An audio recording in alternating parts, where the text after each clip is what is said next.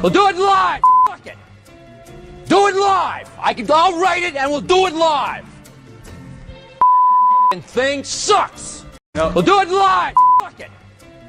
Do it live. I'll write it and we'll do it live. Thing sucks. It's Wednesday again, fellas. How's it going? It's going, man. Yeah, it's half of the week, and as we do on Wednesdays, as it has become a tradition, I'm flanked by my bros, sometimes my foes of the NFC North, coming out of Detroit. My dynamic duo, June and B. Foster. Man, let me introduce you all. Bleachers of Speakers, how's it going? It's going, man. It's Wednesday. Let's get to it. That is a disgusting hat. Like I told you backstage, B. Foster. You've already started on the wrong foot with me, bro. I like how I look in red, man. Oh, yeah. All right. I don't like it. Constructive criticism, I do not like it. I think not a fan. Switch it up. I like you in blue. Blue is your color. Blue's my color. All right. And the venerable, our veteran of the squad, longtime blogger of the Vikings, EP of the Vikings and Skulls show, Dave. What's to it? Hey, it's Wednesday and another marvelous week. We get to see our guys out in shorts and t-shirts, running and throwing the ball around. It's been wonderful. Yeah, I know, right? What were 100 days on the head from kickoff? 100 days until we all start 1-0, right? Exactly. Mm-hmm. That's what I like to hear. All right. So let's talk about that. It's summer, got organized teams activity. Let's kick it off right there. I'm going right back to my dynamic duo out of Detroit. The best, some would say the best dynamic duo in Detroit since Dumars and Zeke. Wait. Maglio and Verlander, were they played together? Or Miguel Cabrera, Well, okay, all right. Well, I can't put you all over them. I'm sorry, I love you, but I can't do it. There's Chauncey and Rip, and if you want to get closer to, I'll put you all over Chauncey and Rip. But let's get into some football. So the OTAs in Detroit. Well, how's it going for the defending division champions, Foster? It's been pretty quiet in the camp. The two main guys that have made some news is Carlton Davis and Jamison Williams. Mm-hmm. Dan Campbell was kind of giving Jamison Williams the stamp that he's matured and he's ready for him to take on a bigger role this year. So that's exciting for us to hear. Obviously, he was hurt for most of his rookie year, and he missed the first couple of games of last year because of the gambling issue situation. So, we're ready for him to be healthy and scandal free going into the regular season. But also Carlton Davis, who, they've got a chance to line up against each other. And Carlton Davis has had some high praise for Jamison as well, that, playing against guys of his caliber is going to make him better. But, he's just overall excited about the possibilities of us making another deep run in the playoffs. Obviously, he won the Super Bowl a couple years ago when Tom Brady was in Tampa Bay. But he's looking to solidify that cornerback one role, which we, have some issues with last year. So, Carlton Davis is definitely another guy that has, made some headlines thus far. But that's about it. Well, they also said, added on to that J-Mo's been kind of cooking the young rookies at corner, the young people out there. They say he's been barbecue grilling the young DBs as he should. He's a vet, and kind of a vet out there. They're going into his third year, so Yeah. not a vet, but he's been around. It's just that time. Well, we've got some. Go ahead, Dave. Well, I was about to say it's school time. All the rookies should be getting schooled. Yes. Yeah, at this time last year, they was still doing finals. So yeah, it makes sense that they're still being taken to class. I'll ask you because we have a difference of opinion coming out of Chicago as far as where the defense and the offense should be. As it relates to right now at this point in the summer schedule. You all want your offense to be up showing up your defense right now? Or what better way to answer that question? It does not concern you that the offense, well, in this case, one particular offensive player is leaps and bounds ahead of his counterparts on the defense. Well, we didn't mention the offense was doing that. We mentioned an individual having good workouts. To say the offense is ahead of the defense is not what will say it. I mentioned that one player in particular getting the best of his counterparts. Of the rookies that should have been getting cooked, yes. We agree that rookies should know their place and the totem pole right now. That at that point it makes sense. So I agree. Dave, what's happening over there in Minnesota? Oh, a bunch of stuff. We're getting all sorts of things done. We're getting words that like today, Christian Darrisaw was talking about our rookie Dallas Turner and said Dallas Turner put a spin move on him faster than Danielle Hunter ever could.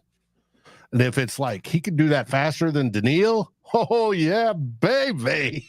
Now, Dallas Turner's got a lot of stuff to yet learn because he's going to be going up and practice against Christian Darrisaw and Brian O'Neill on the other side. And I know they're going to school him. They're going to, you tried that once, you got through, puppy. Good for you. Try it again. And they're going to just, pound him into the turf. But that's some of the things that gets you excited. We also had Jordan Addison, officially our wide receiver number 2, but he's playing wide receiver number 1 during all the OTAs because Justin Jefferson isn't there. Well, he was asked a question today about catching balls from different quarterbacks because he was a rookie last year and he had to come in and learn how to catch a ball from Kirk Cousins. Well, that makes sense. Kirk was our quarterback. Well, this year we don't have Kirk Cousins. Now he's catching balls from Sam Darnold and Nick Mullins and J.J. McCarthy. And he was being very political about his answers. And he goes, yeah, they're a little bit different, but we get paid to catch balls. It doesn't matter who throws it. We get paid to get open and catch footballs, which is the exact thing a wide receiver should say and do for that matter. But when somebody asks him specifically about McCarthy, he says he throws a heck of a tight spiral and he zips it. And that's the one thing McCarthy's got to learn that we've seen so far. McCarthy's been very, very good these last week and so far this week in OTAs. But he's got to learn to add that touch to his game. It's still not quite there. But he's making his throws and he's looking great at it. There's even talk that there may be an actual competition that he may actually possibly check all the boxes and win the starting position for week 1. That would be something. I don't think that's the case. I think they're going to start with Sam Darnold no matter what. But there's a lot of buzz, if you want to call it that. That was a key word from this last week. A lot of buzz that goes towards that conclusion. And hey, if he wins the starting job, all the power to him, baby. Let's stay with McCarthy there for a second. And you've mentioned something that I did want to come back to about his velocity on his passes. The word, how do you feel about the word torque as it relates to a quarterback's throwing motion? Well, torque is used to describe the motion as how much windup or how little windup or how compact it is. You've got to put the word torque in with and how they're moving their hips through. Throwing a football is a whole lot like hitting a golf ball. You're driving through from your hips first, and then the arm comes around, and then arms comes over. Pitching a baseball, much the same way. A pitcher is going to torque his body with his spin, and then the hips come out and the leg comes out and goes over the top. But if he generates a lot of torque, quote, as in a football term, he's generating a lot of, I think, spin, or a lot of speed, a lot of velocity. I could deal with it. There's been some great quarterbacks that just zip footballs. The reason One was in our division. The reason I asked, I saw a report that the coaches for the Minnesota Vikings, they said they want to monitor the torque on McCarthy's arm. I think what they said was he has a tendency to overstride, which will force him to rely on his arm rather than, making it come for the hips and the lower body. Have you heard that same thing coming out of camp so far? Yeah, that's come out, and that he's, and not only that he overstrides, but that it opens up to possible injury later. Yeah, because you are putting most of the force here when you want most of the force in the middle of your body and your hips. Okay. They've said that, but they're working on it. 2 years ago, he had that problem here in Michigan where they had to rest his arm for fall camp. They rested his arm a lot while he was in Michigan. Let me just say that. Let me just say that. He had plenty of energy to raise that trophy, though. Ooh! True. Yeah, I think that's why Blake had it in his hand most of the time while he was on the stage. Yeah, sitting comfortably in Michigan Stadium. Well, I had a good friend today put out an article over on Vikings territory, a competitor of ours, that he went through all the games. He's one of our scout heavy guys. He went through all the Michigan games over the last couple of weeks, just diving in and watching him. And he came out with McCarthy can do just about everything. He's good at dropbacks. He knows the pro game. That's not going to be a problem with him versus somebody coming from like the air raid system. He knows all of that. That's good. He's good at knowing the routes, where to throw. He's good at manipulating a pocket by moving left or right. The only one thing was that every once in a while he comes out too hot with the arm speed, and that can cause problems if he doesn't control it. And an easy way to control it is to move it down. I reference golf. You can try to guerrilla golf, which is meaning using all your upper body and arms and to whack that ball like crazy. Bringing back the club as fast as you can and bringing it through absolutely as fast as you can to generate speed. And that may work sometimes, but it also may cause humongous banana slices or hooks. Well, throwing a football is the same way. If you learn in golf, you don't need to generate all that speed that way, that you can generate it through your twist in your body and driving through your hips. Suddenly, the accuracy comes in. That cone of missing it gets narrow, and you're hitting sweeter shots, and you're using less energy. And I think that's sort of what they're trying to get him to do, to fine-tune his throwing process to do that. So where if he's got a 10-yard out, as long as the ball gets there in time, we're fine. It doesn't have to be 60-mile-an-hour heater, right? The only time you need those fast ones is you got a little time to react, or you got a little time to react, whether it's to the window or to get the ball out. Yeah. Okay. Curious. All right. Hopefully they can keep that under control there in Michigan. Not Michigan, Minnesota. So think about John Elway. John Elway threw the ball like that. Yeah. And it costed him, he had to do the Tommy John thing. Mm-hmm. But he could throw a ball through a cinder block wall. Don't want anybody having those elbow issues, especially playing football. That's tricky. It's tricky. It's tricky in general, even in baseball. It's a career ender in baseball. Do not even want to think about it in football. elsewhere around the OTAs in the division, Chicago, everything's been pretty much positive on the Chicago front. And when I say positive, I mean everything's going according to plan so far. Caleb Williams is out there looking like a rookie, as you all said in their Detroit. He's getting, for the most part, the defense is getting the best of him, which is a good thing. There's no reason why a rookie in a new offense, while they're still being installed, and he's down Keenan Allen and Roma Duze,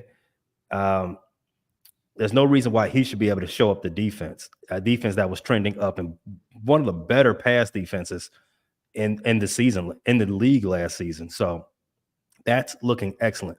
The team is flying around. No one's hurt seriously hurt. They're monitoring Rome's ankles. They just, if this was camp, he'll be out there. But right now, he doesn't really need to be out there. Just read your playbook, get your game installed down, learn the terminology, and we're good. Be ready to roll come August. So we're all systems go in Chicago. Loving that. I did have another question for you guys. This is more so outside of the division, but a league-wide thought. So yesterday, Tom Pelissero, I think I'm saying his name right, for a lead staff writer for the NFL.com. He reported that the Players Union is getting ready to propose an overhaul to the offseason schedule. That no more OTAs. No more OTAs. We're just going to have a longer camp.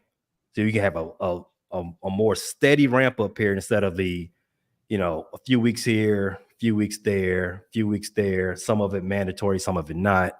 And then you go right into camp for a month, and then you go right into games. So I'm going to go around the room. Are you yay or nay on OTA June?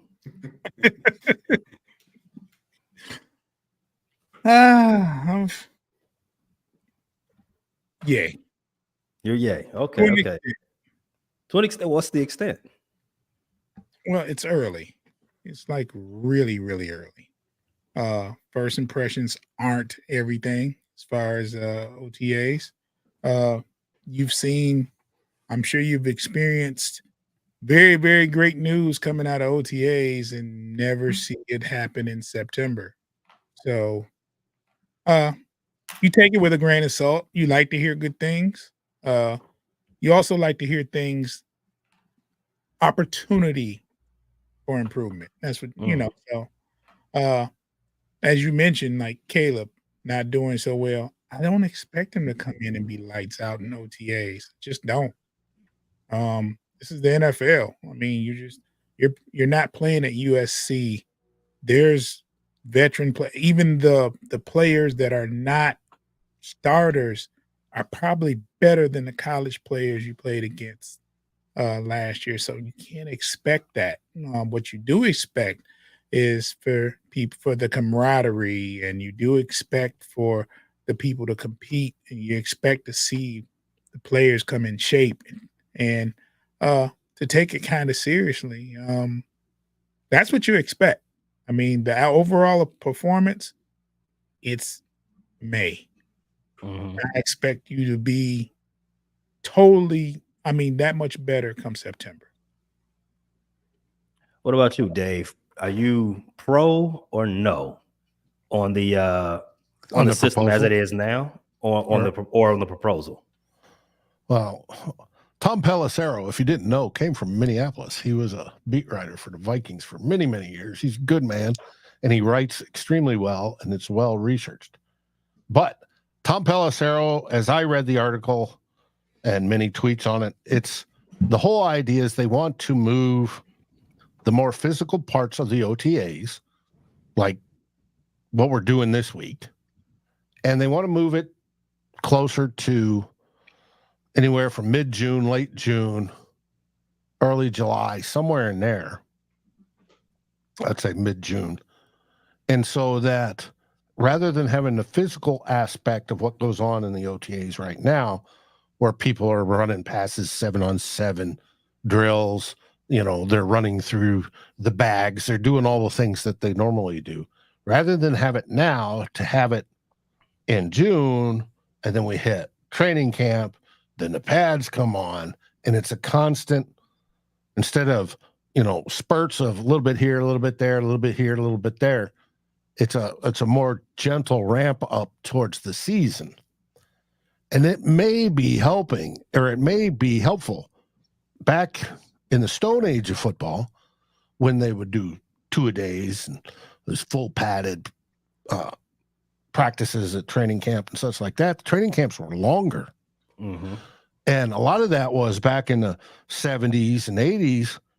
A lot of the guys had to come in and get in shape because it wasn't what it is today where they're constantly working out. They had to come in and get in shape, and it took a while. That's a big point. That's a good point. And to get into football shape. And I'll qualify that as football shape, because football shape is different than, looking like a stud on the beach to attract women. It's being able to play a game for a long, consistent period of time. So it takes a while. I think it's a good idea. Now, what they did say is they can come in, they can still do in the spring the book work, where they would say, hey, players can come in, you can meet in your team rooms, you can learn your playbook, you can go lift weights, because a lot of players still lift weights at the facility, because that way they're covered if they get injured. They can do all that, but the whole physical stuff about what's happening on the field, running routes, doing everything that goes with that, now starts at the end of June or middle to end of June, and it just rolls into training camp. Now, they may take a week off between OTAs and training camp to give the guys a breather, but it's a more consistent move in. And I'm for it. I think it'll work better. And I don't think it's going to mess with the NFL schedule and publishing, all their stuff, hyping up the draft and doing everything they normally do.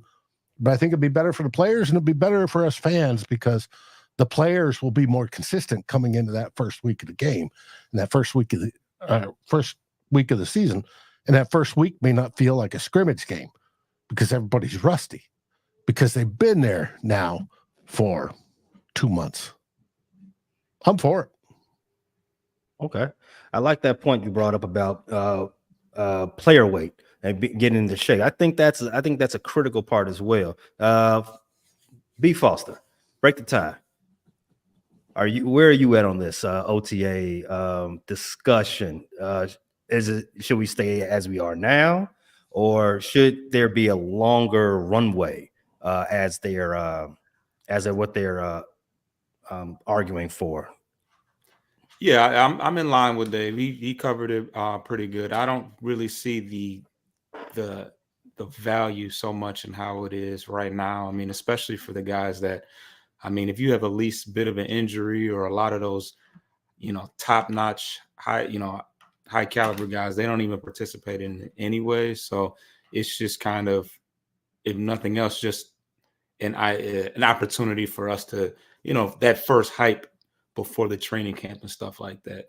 I don't think there's a whole lot of stock and weight that's put into it. So yeah, I think that altering the schedule a little bit can only benefit things. And I think that eventually they'll probably move into one less preseason game and add it on and tack it on to the regular season at some point.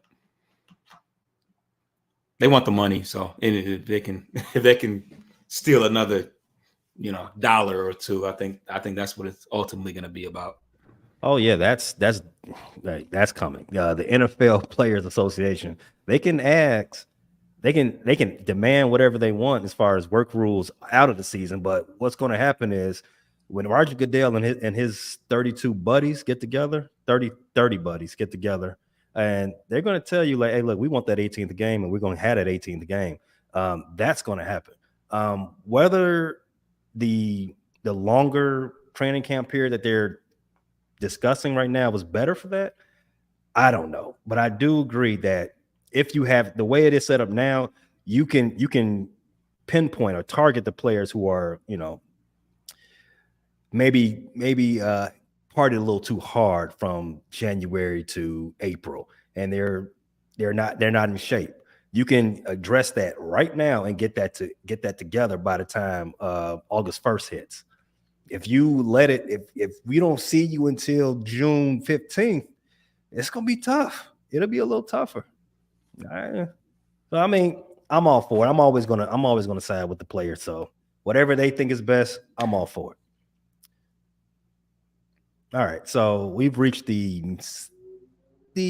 middle part. If you're watching this live, treat this like a Boeing jet and stay in your seat and buckle your seatbelt. We'll be right back. If you're listening on audio,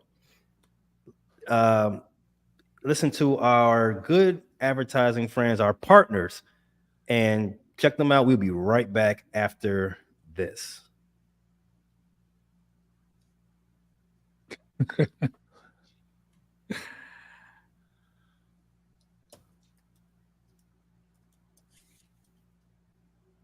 All right. So you all brought it up. June, Dave.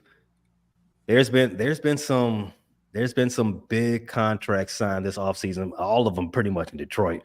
Amon-Ra St. Brown's got 30 million a year. Pretty much set the record for wide receivers until AJ Brown. Yeah, he came up and jumped over that by 2 million. You got Brandon Ayuk in San Francisco. He's asking for no less than what Amon-Ra St. Brown got.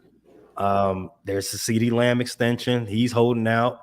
The dynamic duo in Cincinnati, Jamar Chase and T. Higgins, they're holding out right now. Well, holding out, with an quotation marks. So they haven't officially said they're not showing up. They are waiting on contracts, and they're not there in OTAs right now. And the big one around the league in Minnesota. JJ. Yes, Mr. JJ. He's also he's been working on his new deal for a year now, right? So as we've seen, and it started with Amon-Ra, he took the number over 30. Tyreek Hill, his is not really a real 30, but we can actually say Amon-Ra St. Brown took the number annually for top level receivers to 30 and beyond. Where does this bubble pop? At some point, because when I hear Brandon Ayuk asking for 30 million and demanding it, saying I'm not showing up till I get 30 million, like, okay, all right, we didn't reach a crazy point in this talk of valuing wide receivers, because there's no way. I mean, Brandon Ayuk is a great wide receiver. In fact, I think he's the best wide receiver on his team. But 30 million type wide receiver, I don't know. So at what point do wide receivers overprice themselves? Do you foresee a future in which the wide receiver becomes the running back? No. No to your latter question. The wide receiver will never become the running back. Running back is a short-lived position that there's a ton of that come out and play, that come out of college and play. Everybody wants to be a running back. Running back's fun. Wide receiver is a longer lived in the league position. Running back, if you're in the league past 30, you're doing great. Wide receiver can go a little bit longer, and it takes a little bit more time to develop. And the difference between a pass game and a run game is the pass game is so much more efficient. Wide receivers getting 9 yards an average, a good one, a decent one, and where a good runner is getting 5, 6. So no, I don't see a gluttony. One of the things is supply and demand. The supply of running backs has been huge. They're all over the place. The demand has been little. Well, the supply of very, very, very good wide receivers, even though there's a bunch of them out there, isn't that big. There's a huge drop-off when you start looking at teams. They may have their number one, and not all number ones are equal across all 32 teams, but then you start to get into wide receiver 2, 3, 4, and you can see there's a humongous drop-off. So, no, I don't think so. Now, if you want to talk about JJ, we can do that. So you said something there. The supply and demand of it that's where the market is. I see wide receivers. I've been saying this for years. I think wide receivers are something you do not have to draft early, because they come out of college pretty much ready to go now. Look at the Kansas City Chiefs. They traded a top flight wide receiver and then won 2 back-to-back, right? that tells you right there. Well, you can, if that don't the value of the wide receiver, I don't know what else would tell you. What else would tell you? If you can go ahead and get his whole, there you go, Stephon Diggs. I can get he was your a prime. 5th rounder. I can draft him at anywhere in the draft. I get an elite guy anywhere, day 1, 2, or 3, and I can get your prime and then go get another one. That's exactly what they do with running backs. The supply is there. Maybe the fall off from the elite isn't as steep as it is with running backs, but I can definitely see at some point some crazy general manager is going to say, "Hey, you know what? We could make another one of you." Like Jay-Z said, "Make another Hove." Foster with that ugly hat, man. Where are you at with this? No, yeah. Well, the one thing I would say is that I would say, because Dave said that there's a kind of a drop off between the 2 and 3. That may be true, but I think that there are a lot more of a multitude of receivers out there. But what's going to help them is the fact that they are more durable than the running backs because they last a little bit longer. But yeah, I mean, I think that I don't know where the number is per se, but I think it does get to a point to where, like you said, they are expendable, and you don't have to, it's not like a quarterback where if you're looking for the one of the future, you want to go and get them in the early rounds and stuff like that. So, but I mean, I think, most teams are about 3, 4, 5 receivers deep at this point because the passing game is being so heavily celebrated and, protected with the targeting and the rules. Can't cut their leg. Yeah, the rules are definitely protecting them. So in that sense, that's going to continue to protect the value that you're putting on them. So, but I think as far as the numbers are concerned, I think that you do have a vast number of talented receivers right now to where they're like, it's not about having a one, like they expect you to have 4 or 5 of those guys at this point. Hey, Jones. So at this point, teams, as you all saying, at this point, you've got to have a certain amount of you need a stable of dependable wide receivers, right? Because the game is an air raid game now, right? But if the top guy is getting 30, and then you got another guy out of San Francisco who is good, but I wouldn't put him in my top 12, just on top of my head. If he's demanding 30, at what point does the market say flat? It's just flat line and say, all right, we're gonna have to bring these numbers down to somebody. We've seen it. We know the NFL will play this game. Hey, it's not. It's not. Look. Here's the gist of it, right? We know systems are everything, right? When it comes to passing, you might have a person picked in the 4th or 5th round, and they go to a team with a great passing system, and they go there and thrive. But guess what happens when their contract is up? They get paid. They may not even stay in that system. They might go somewhere else. And this is a passing league. There's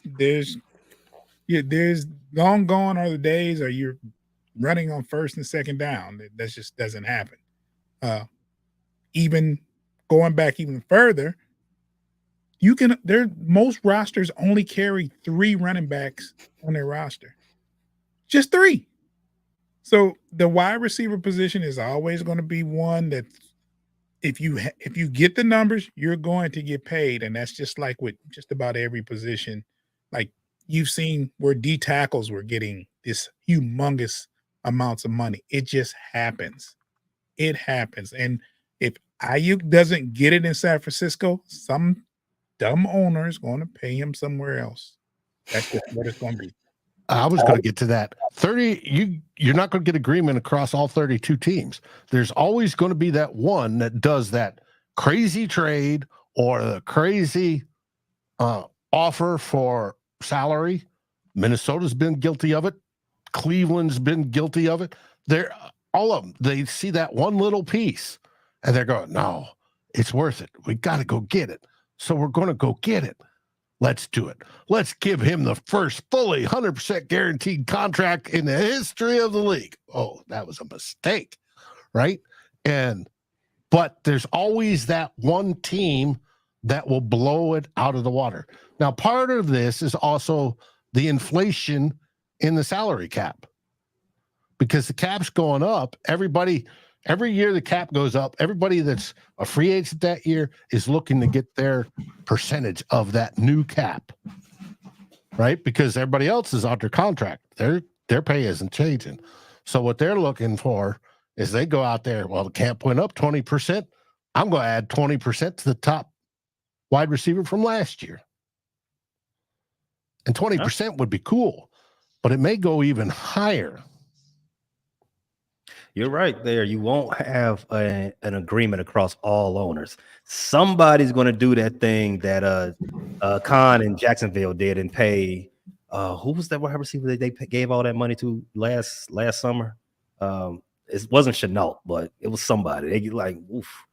They gave Christian Kirk in Jacksonville? Yeah, Christian Kirk. They gave 18 million. Yes. Yeah, somebody's going to do something like that. I do not disagree there. I just think at some point, you're going to say, all right, we're not going to pay the new age Wes Welker. All right, we know that you're a figment of the system you're out of, and we can go get it. We can get you. We can make another one of you, Julian Edelman. Mm-hmm. So didn't Nico Collins just get signed? Nico Collins got 25 a year. That's correct. Yeah, Nico Collins. Hey, listen. Even though they print money in the NFL, at some point, someone's going to say, "Hey, you're not a quarterback, and you don't protect the quarterback, and you don't chase the quarterback. We're going to have to put a block on these salaries." Now, but PFF did one of their analytics things where they looked value. Was it EPA, expected points per average per game? Yeah. And it's your best wide receivers that have the second highest next to your quarterback. Quarterbacks dominates all of them. But it's your wide receivers that come in, your wide receiver ones, the elite ones that come in above any defensive tackle, any defensive edge, any of those guys. They have more influence on the game.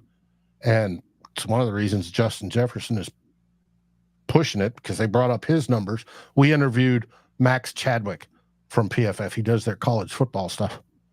And we talked about this, that number influences who's going to get paid and who's not, because any agent's going to use that number.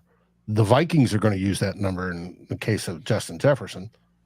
The Dallas will in the case of CeeDee Lamb. Everybody's going to be looking at that saying, hey, this is the second most important player on your team. So you got to pay him like the second most important player on your team. And that's what's causing these salaries to go up over $30 million. Mm-hmm. Yeah, I see that.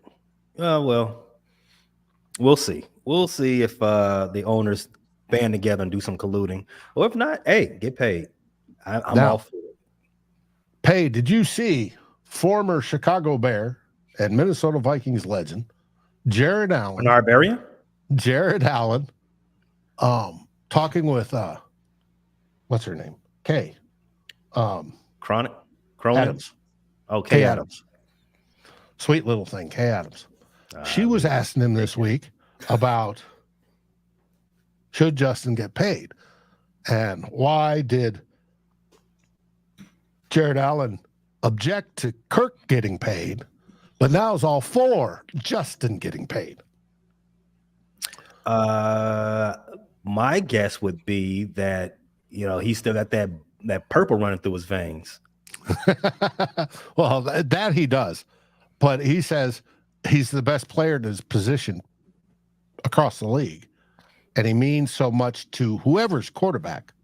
You pay the man. And Kay said, what if it's 40 million? And he said, then pay him 40 million. The Wilfs got it. The Wilfs got the money. They could do it if they wanted to, yes. Now, the sticking point I'm hearing is CeeDee Lamb. CeeDee Lamb doesn't want to sign before Justin Jefferson. And Justin Jefferson doesn't want to sign before CeeDee Lamb because they're going to turn to their people and go, one-up him. Mm-hmm. Smart play. Yeah. Smart play. Unless the Vikings do something stupid and say 40 million, here you go. And just blow it out of the water, and Dallas says no. At 40, I guarantee you there. That's where the bubble pops at 40. Like no one's topping 40. Well, we're thinking 35, right? As reasonable for the best wide receiver in the league, maybe. Mm-hmm. Yeah, you got to go three over the top number right now, which is 32 for AJ Brown. Yep. That's more than fair. That's respectable. And it's good. I mean, JJ is the best wide receiver in the game right now. No, hard stop, right? So if you give him best player at his position money, I don't think anybody will argue. But it's a lot of cap space. Mm-hmm. I would love that look on you guys. Love that look. As long as you don't have a quarterback, I love it. Well, it also depends on what's the length of his contract and all that stuff plays into it. Because if you're going to pay him all that money, you want it in a longer contract, at least minimum 4 years, if not 5. True. If he wants a shorter contract, even with a 4-year, he's coming out. He'll get his next contract when he's 30, I think it is. Even with a shorter one, that's the price goes down. Would be my answer if I was negotiating. Okay.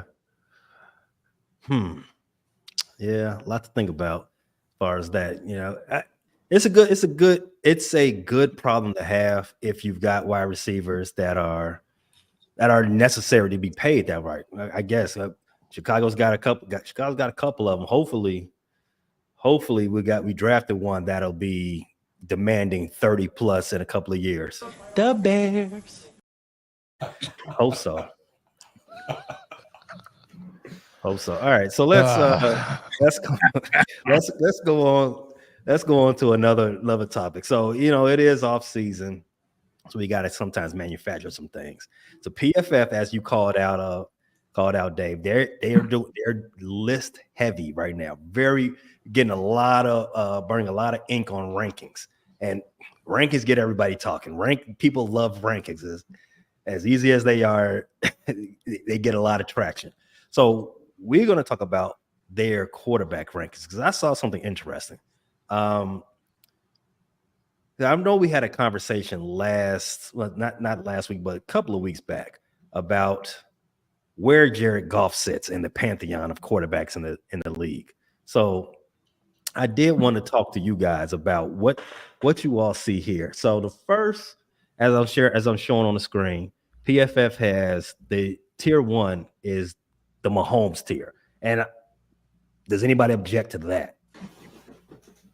No, not at all, right? No. It's Mahomes and everybody else. That's fine.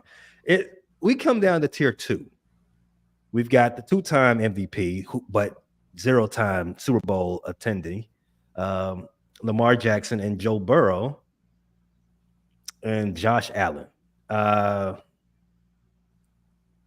do we see that? Is that fair?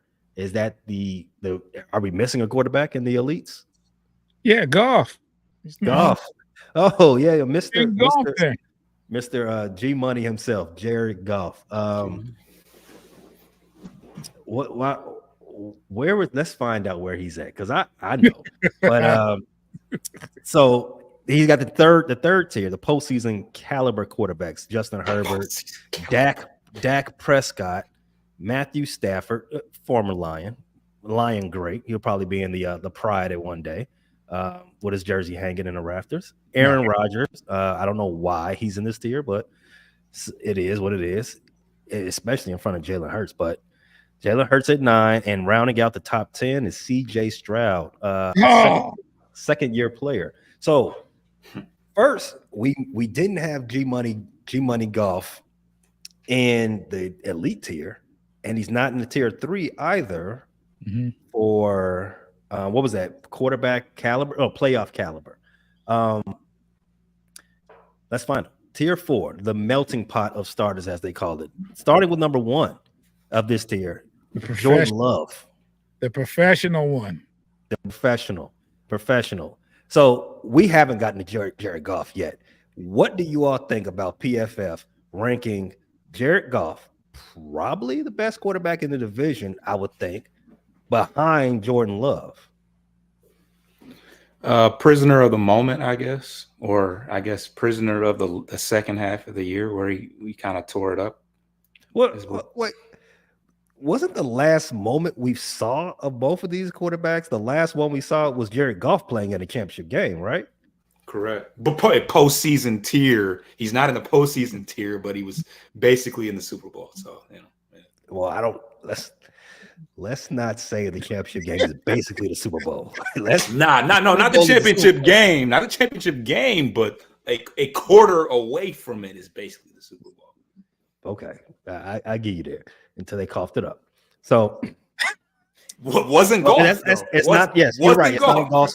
It's not golf's fault. That's unfair for me. Yeah, I should not have said that. It's not golf's fault that they lost. You're really enjoying this pay, aren't you? So let's find Goff here, because I actually agree. Goff should not be behind Jordan Love. Shouldn't be behind Trevor Lawrence. Trevor. What is Shouldn't that? be behind Trevor Lawrence. Yeah, they got Trevor Lawrence at number 12. Number 12, Trevor Lawrence with Jacksonville Jaguars. That no cap. Jared Goff should be ahead of Trevor Lawrence. There's no Brock way. Purdy should be higher. They got Brock Purdy behind Trevor Lawrence. That makes no sense to me. Makes no sense. And Tua is number 14.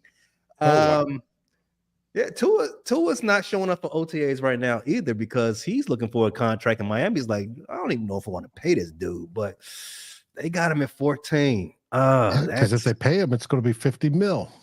Yeah, I would not. I would not. No. And we talked about salary bubble bursting. If you pay Tua $50 million, stop everything right now. Stop everything. If I'm a quarterback, I don't care who I am. I'm going right to my reps and say I need my contract reworked. If they giving him 50, I need a new deal today, and I'm not coming back until I get it.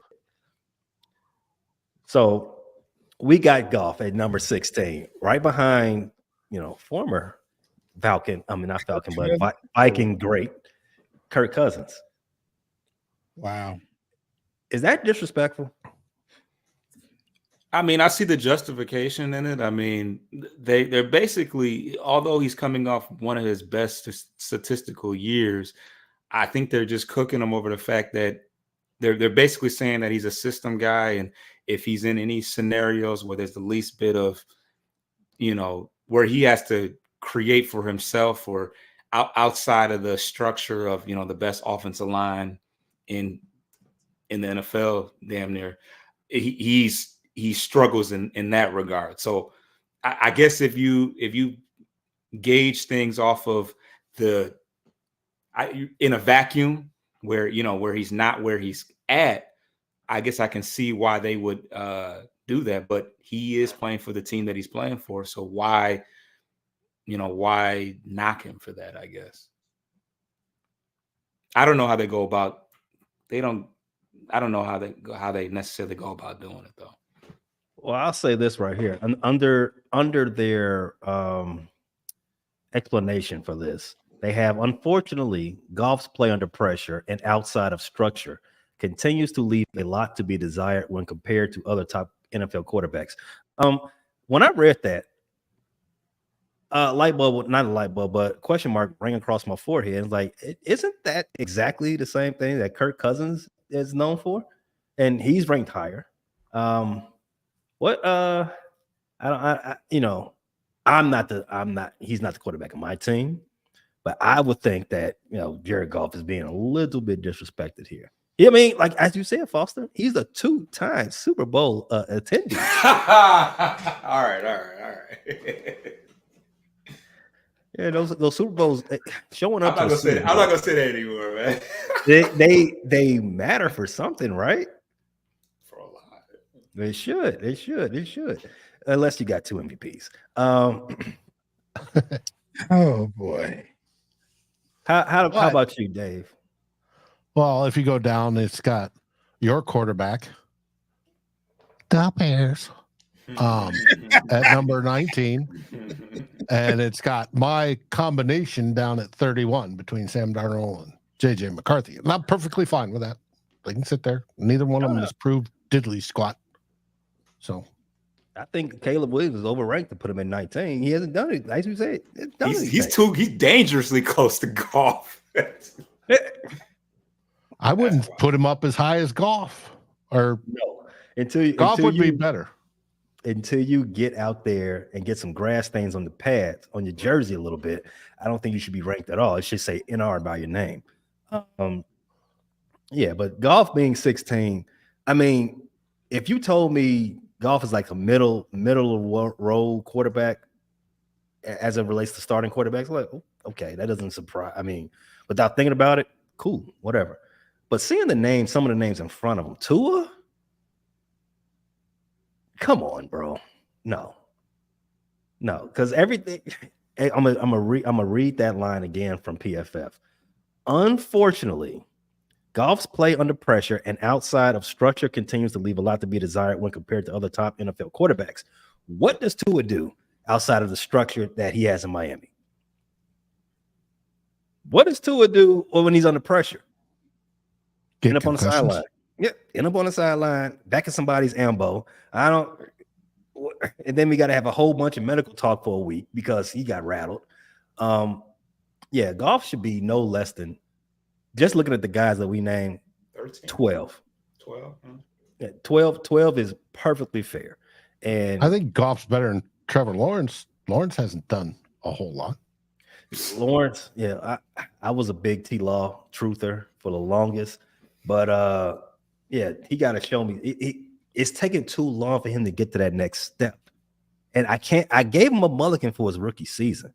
You know, he had what's my man name? Oscar Mayer, Urban Meyer. They had him as his head coach, kicking guys in the warm up line. Embarrassing the organization left and right. He had him as a head coach, and so I gave him a mulligan for his rookie season. But right as of right now, like, hey, bro, you're acting like a Boeing right now. You're just sitting on the runway and you're not going anywhere. You're falling apart right in front of our eyes. Get it together. Now, I read something this week where I think he was compared to Daniel Jones. Mm-hmm. And they said they had first 2-year stats side by side. And they were almost identical across the board. I mean, within yards of each other, and touchdowns and interceptions and fumbles. T-Law puts the ball on the ground too much, as Danny dropping dimes as known to do as well. It would have been funny if they had Danny Dimes and Jared Goff side by side. That'd have made this all the more enjoyable for me. But as Wednesdays are always, they are extremely enjoyable. I love them. Thanks for you guys for showing up again. Let's start to ramp it down. Just tell me, Dave. Not me, because I know I follow you, I subscribe. So where can everybody else check you out? They can find us on Vikings First and Skull. We are at right there, exactly.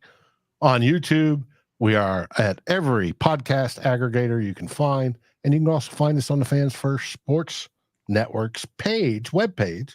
We do our writing under the Minnesota Vikings tab. If you do VikingsFirstandSkull.com, it drives you right there as well. So you can find us anywhere. And plus, we're on Facebook as well. So we're there. Find us. We talk. We love it. We love our Vikings. And as always, Packers suck. Abraham Lincoln. Yes, they do. My dynamic duo of Detroit.